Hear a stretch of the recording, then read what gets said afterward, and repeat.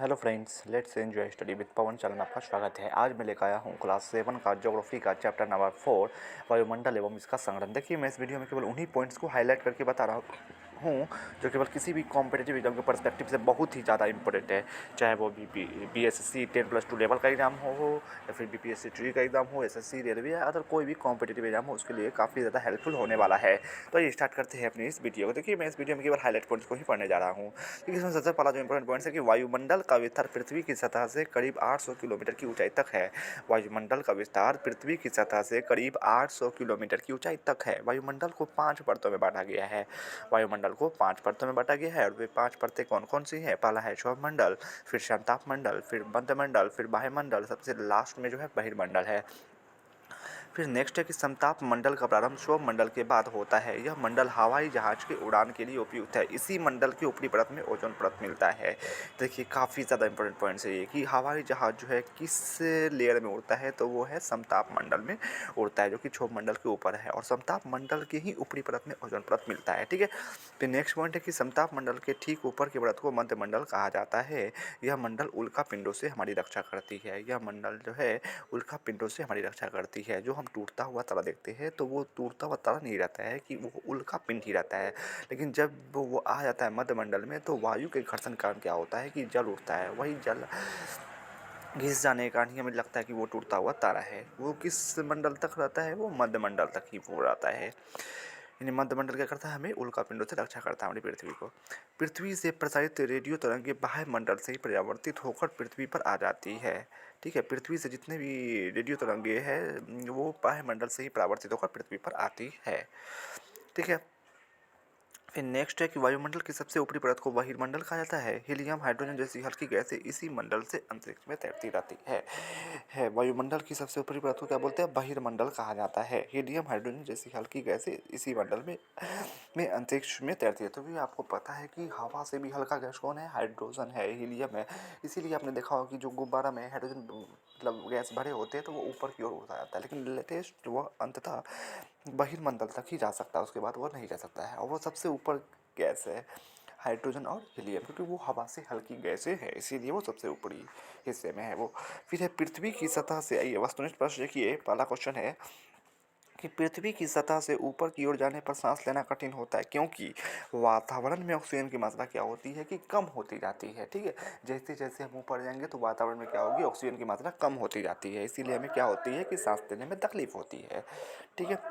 इसीलिए आपने देखा हो कि जब कभी कभी क्या होता है कि कोई अगर कोई पहाड़ पर चल रहा है, तो उसके नाक से ब्लड फेंक देता है। क्यों? क्योंकि क्या हो गया कि वहाँ ऑक्सीजन की कमी हो गई, सांस लेने में दिक्कत हुआ, तो जिसके कारण क्या होता है कि नाक से ब्लड फेंक देता है।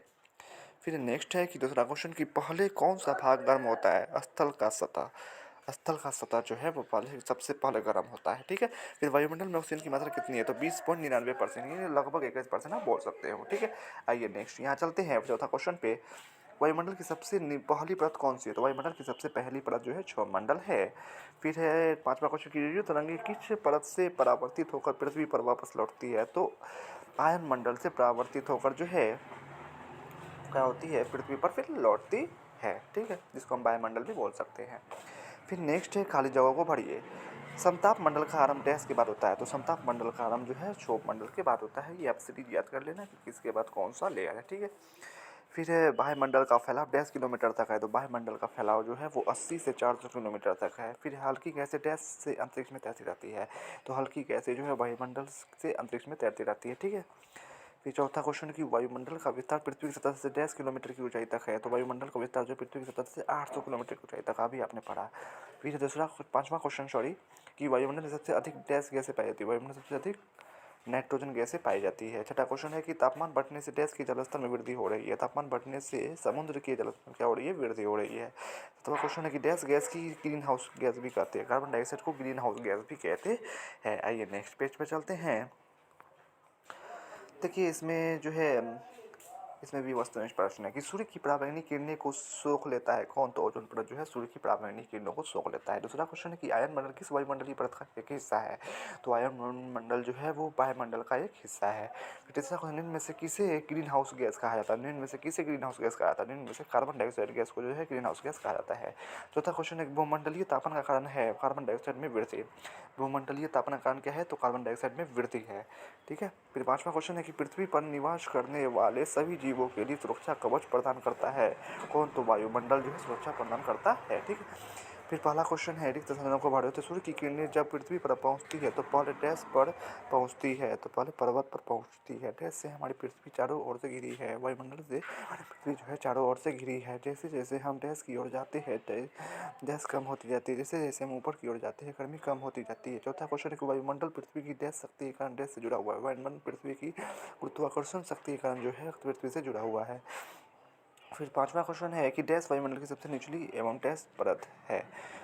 जो है सौरमंडल जो है वायुमंडल की सबसे निचली एवं जो है महत्वपूर्ण परत है। तो इस तरह आपका जो है क्लास 4 का ज्योग्राफी चैप्टर 4 का क्लास 7 का ज्योग्राफी का जो भी इंपॉर्टेंट पॉइंट्स है यहाँ समाप्त होता है। वीडियो कैसा लगा कमेंट्स में जरूर बताइए। अगर अच्छा लगा हो तो प्लीज़ प्लीज़ प्लीज़ मेरे चैनल को सब्सक्राइब करें, लाइक करें, शेयर करें। एंड क्लास 6 का भी मैं जो भी इंपॉर्टेंट पॉइंट्स है, चाहे हिस्ट्री का हो, ज्योग्राफी का हो, सिविक्स का हो, चाहे साइंस का हो, उसका भी इंपॉर्टेंट पॉइंट्स को हाईलाइट करके मैं अपने channel let's enjoy study with Pawan पर डाल चुका हूँ। आप वहाँ जाकर देख सकते हैं या फिर मैं उसका लिंक अपने डिस्क्रिप्शन बॉक्स में डाल दूँगा, वहाँ जाकर भी देख सकते हैं। बाकी क्लास 7 का ज्योग्राफी चैप्टर 1 to 3 का भी लिंक मैं अपने डिस्क्रिप्शन बॉक्स में डाल दूँगा, वहाँ जाकर देख सकते हैं। Thanks for watching and subscribe for more videos.